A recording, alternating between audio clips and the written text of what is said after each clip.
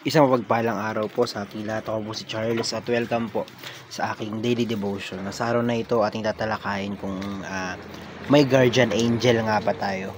So maraming tao, maraming Kristiyano na naniniwala na tayo daw ay may guardian angel. So isang tao, isang guardian angel. Ganon. So meron nga ba? Meron nga ba tayong guardian angel? So Hebrews chapter 1 verse 14 ang sabi rito. Are not all angels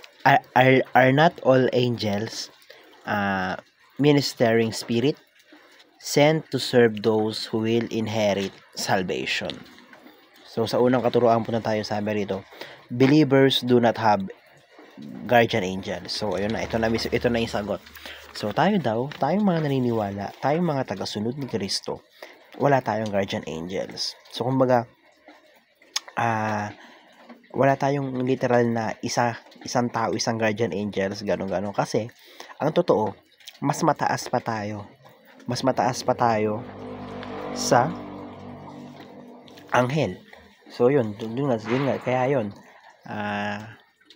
wala tayong guardian angel. So, sa ikalawang teaching, ang sabi rito, believers are higher than angels. So, yun nga, dahil tayo mismo ay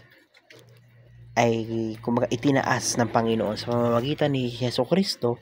Namatay siya sa atin, tinubos niya tayo, ganon, tayo ay naging kapantay na. Hindi literal na kapantay ni Jesus na Diyos na rin tayo, kumbaga, pero tayo ay pinaupo sa katabi or bilang katulad ni Jesucristo. So, kaya ibig sabihin, tayo ay mas mataas pa sa mga anghel. So, anghel, tao, Diyos. So, kumbaga, yun yung sinasabi na yun. Yun yung sinasabi dito. Kumbaga, kasi yung mga anghel, sabi dito sa Biblia, di ba? Sabi dito sa verse, are not all angels ministering spirit? Kumbaga, sent to serve those who will inherit salvation. So, kumbaga, sino yung mag-i-inherit ng salvation? Di ba tayo? Tayong mga naniniwala kay Kristo. And yung mga guardian angels ay tagapaglingkod lamang natin.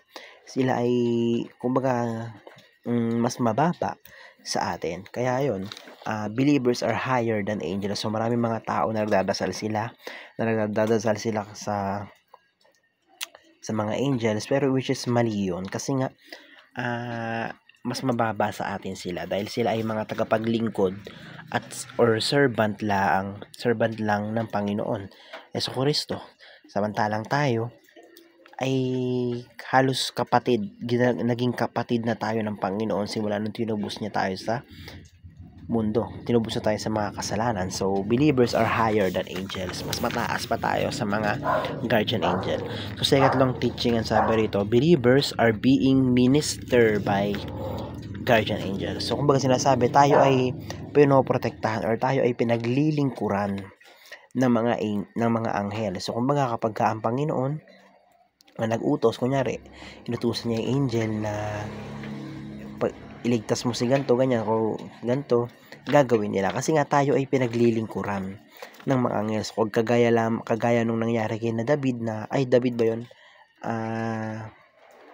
Hindi ako sure kung sino yun, pero yung tao sa Bible na tinapon sa kulungan ng mga layon and inutusan ng Panginoon yung anghel na iligtas yung tao na iyon. So, kumbaga, yun nga yung patunay na tayo ay pinaglilingkuran. Tayo ay, yung mga guardian angel ay tagapaglingkod natin na naniniwala kay Kristo. So, sa unang application muna tayo, paano ba natin ito may apply sa ating mga buhay? So, sabi rito, treat angels as a servants of God. So, gaya ng sabi ko, hindi tayo dapat nananalangin sa mga anghel. Hindi tayo dapat, hindi natin siya tinuturing na parang Diyos. Kasi nga, siya ay servant lamang. Siya ay utusan lamang ng Diyos. So, kumbaga sinasabi rito na kapag hindi siya gagalaw hanggat hindi inuutusan ng Diyos. So, yun ay, kumbaga, ang sambahay lang natin ay ang Panginoon dahil nga hindi yung mga anghel. Kasi nga siya ay servant lang. Siya ay mas mababa pa sa atin. So, sa ikalawang application na sabi na, do not fear the fallen angel. So, yun nga, gaya ng sabi ko, may mga anghel na nahulog sa kasalanan or may mga anghel na nakasama ni Satanas, kung tawagin ay fallen angel. So kumbaga sinasabi rito, hindi natin sila dapat katakutan. Kasi nga unang-una mas mataas tayo sa kanila. Tayo ay parang kapatid na ni Jesucristo. So kung wala silang kapangyarihan, wala silang laban sa atin, na kung ikaw talaga ay tinanggap mo si Jesus at talagang ikaw ay naging tagasunod niya, ikaw ay naging halos kapantay ni Jesucristo, hindi na dapat tayo matakot pa sa mga sinasabing multo, white lady, kung ano-ano man, mga fallen angel na yan, sa mga devil, kasi nga unang-una, mas mababa sila sa atin at mas mataas tayo sa kanila. So, sa ikatlong application ng sabi rito, pray to God open and directly. So gaya ng sabi ko kanina, hindi dapat tayo nananalangin sa mga anghel, hindi dapat tayo nananalangin sa mga guardian angel. So dapat direkta tayong manalangin sa Panginoong Jesucristo instead, na yun nga, dahil sa kanya lang tayo dapat mananalangin, dahil siya lang naman talaga. And yung mga angels na yan or guardian angels na yan ay tagasunod lamang ni Jesucristo. So yun lamang po, napakaraming natutunan sa araw na ito. Glory to God.